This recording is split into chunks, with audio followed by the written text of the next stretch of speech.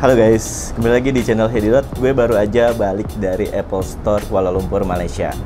Dan menarik banget karena Apple Store di Malaysia ini kan baru berdiri ya, baru resmi di bulan Juni atau Juli lalu kalau nggak salah. Yang artinya iPhone 16 dan 16 Pro ini perdana jadi pre-order di Apple Store Malaysia ini. Dan pertama gue mau bilang dulu kalau store-nya itu ternyata luas banget. Karena dari yang gue lihat dari foto-foto yang kesebar di internet itu kayaknya cuman kecil doang. Ternyata itu cuma atasnya doang. Dan ketika masuk di bawahnya itu ada 3 level atau 3 lantai. Jadi ini sangat berbeda dari Apple Store yang pernah gue kunjungin di Singapura biasanya. Dalamnya itu luas banget.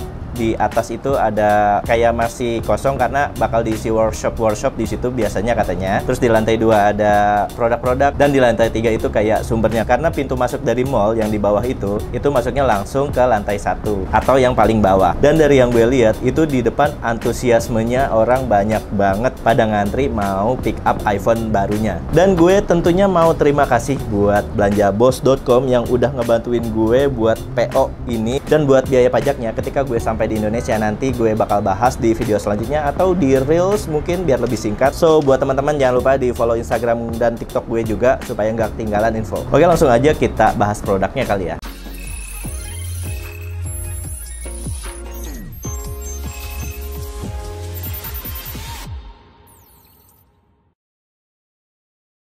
Gue udah hands on iPhone 16 seriesnya dan ada 5 warna ya, seperti yang kita tahu. Itu warna yang paling menarik menurut gue ada 3, yang teal, yang pink, sama yang blue marine. Kenapa menarik banget? Karena warna-warnanya ini berbeda dari tahun-tahun sebelumnya yang warnanya lebih soft.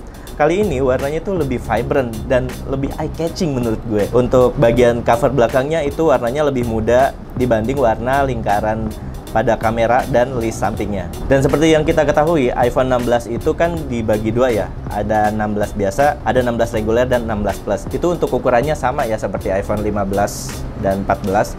Jadi dengan display yang 6,1 dan 6,7 inch. Kemudian material bodinya itu dari aluminium. Untuk spesifikasinya iPhone 16 ini menarik banget karena sekarang nggak terlalu dibedain sama versi Pro-nya. Bahkan dari segi RAM-nya pun sekarang 8 GB. Mungkin ini untuk memenuhi kinerja pada AI nantinya. Kemudian untuk prosesornya, sekarang ini kan pakai chip A18 ya, yang dimana ini dibuat khusus buat iPhone 16 yang performanya mendekati versi Pro. Jadi ini bukan chip yang udah dipakai di versi 15 Pro tahun lalu kemudian di rebranding, tapi ini adalah the whole new chip. Nah, yang menarik dari iPhone 16 reguler ini selain warnanya tadi dan juga prosesornya, yaitu sekarang punya action button yang baru yang ada di samping ya, di atas volume.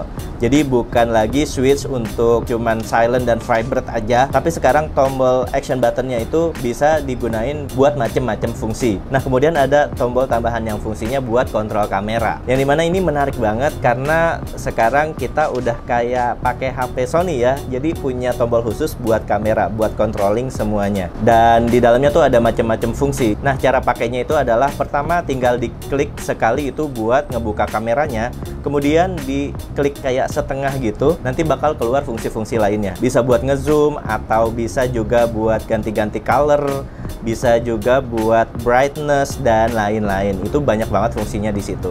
Tapi mungkin agak awkward ya ketika kita pakai ini dalam mode portrait. Kalau dalam mode landscape itu akan enak banget karena fungsinya bakal ada di telunjuk. Tapi kalau dalam mode portrait itu kita akan megangnya kayak gini.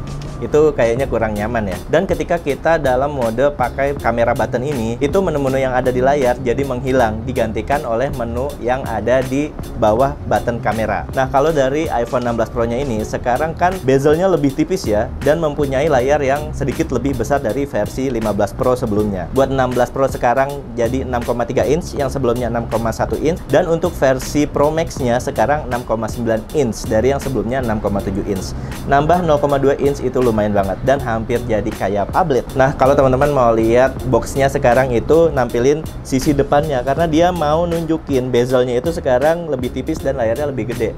Kalau dari belakang itu bakal kelihatan sama kayak versi 15 Pro tahun lalu. Kemudian untuk iPhone 16 Pro dan Pro Max ini kan punya 3 kamera ya dibanding versi yang biasa. Dan seperti biasa kamera tambahannya itu adalah kamera tele.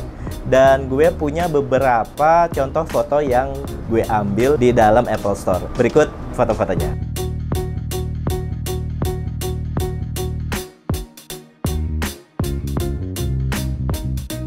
Sedangkan untuk fungsi tombol baru yaitu action button dan tombol tambahan buat kameranya itu fungsinya sama yang versi 16. Jadi kesimpulan gue adalah iPhone 16 ini sekarang Apple lebih berbaik hati karena nggak terlalu membedakan dari versi yang biasa dan Pro. Cuman bedanya paling ya itu tadi, selain di kamera, terus chipnya agak beda, dan juga layarnya. Kalau yang Pro kan 120Hz, kalau yang biasa itu 60Hz. Tapi sama-sama support LTDPO, yang dimana dia bakal turun ke 1 frame per second pada kondisi standby. Itu bakal lebih menghemat baterai. Oh iya, satu lagi, ngomong-ngomong tentang baterai di iPhone 16 series dan 16 Pro series ini keduanya meningkat ya, dan gue harapkan jadi lebih tahan buat aktivitas sehari-hari. Ya gitu aja sih kayaknya impresi awal gue tentang iPhone 16 dan iPhone 16 Pro. Gue liput langsung dari Kuala Lumpur, Malaysia. Kalau teman-teman punya info tambahan atau ada yang kurang atau mau diskusi, silahkan aja diskusi di kolom komentar. Jangan lupa di subscribe dan sampai jumpa di video selanjutnya.